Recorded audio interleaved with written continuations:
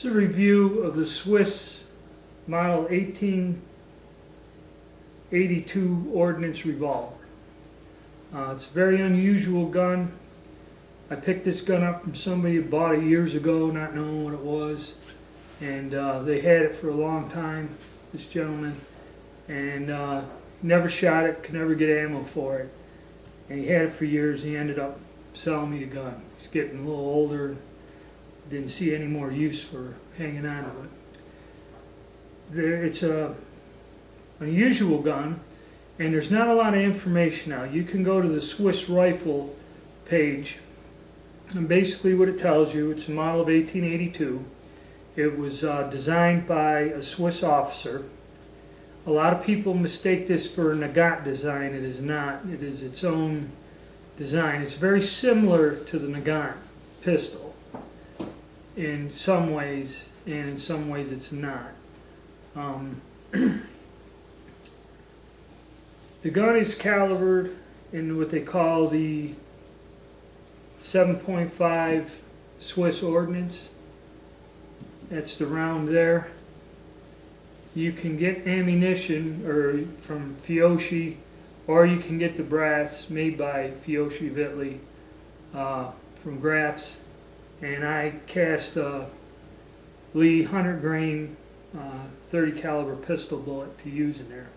And I've tried that out. I took it out and shot it. One guy said to use 3 grains of unique with this bullet, and I really didn't do much experiment with it. I got another video where I shoot this gun.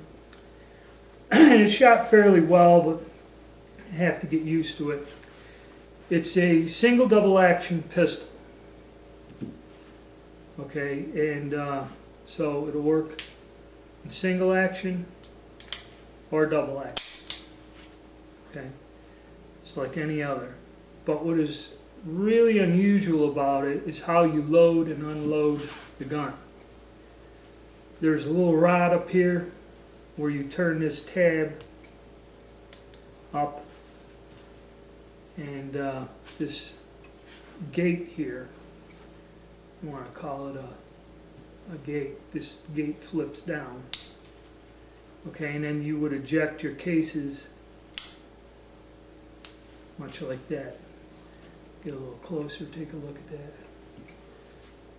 You get this thing and eject your case this way. Now, there's little information about this and how you load and unload this gun. This gun does not have a half cock like a lot of them do, where this would, unless you pull this back, there is no half cock in it. So how it's loaded and unloaded is, I've seen a video on YouTube where the guy doesn't speak, he just does it, revolves around this gate, or this loading gate I'll call it. When you flip this gate down, okay, with the gate up, the gun will function normally. Okay? With the gate down, the gun, for some reason, it deactivates the hammer. The hammer will not actuate. Try to get this camera right when you use this. But if you notice, the cylinder rotates when you pull the trigger. Hammer don't move, cylinder rotates. You can see that there.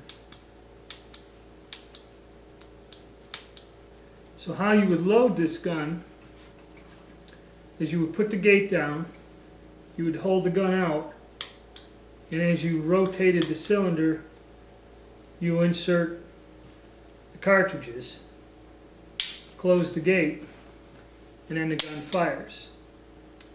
To unload the gun, what you would do is put the gate down, flip the tab up on this rod here, like this, and then push the case out, and we'll zoom in. Push the case out, pull the trigger,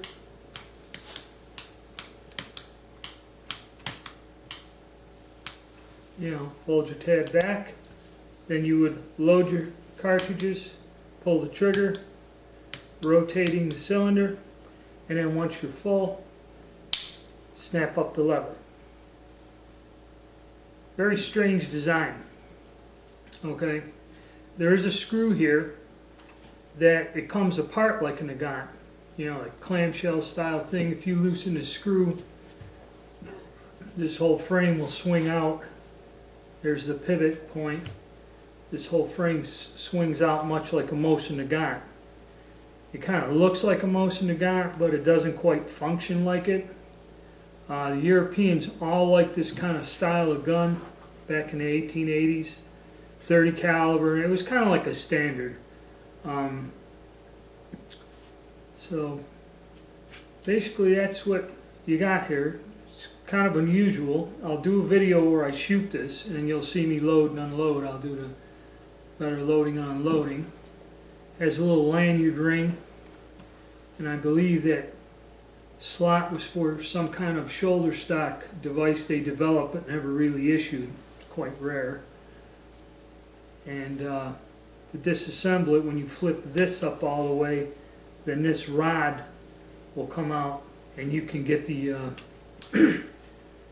that's why you should have this rotated around and locked, because that is the cylinder rod. You don't want it moving on you while you're firing, so that's the position you want. That kind of is your loading and unloading position, and then your disassembly position. Somehow when you rotate this all the way up, that rod will come out. So it's 30 caliber. It's a finely made gun, like most of the older guns were.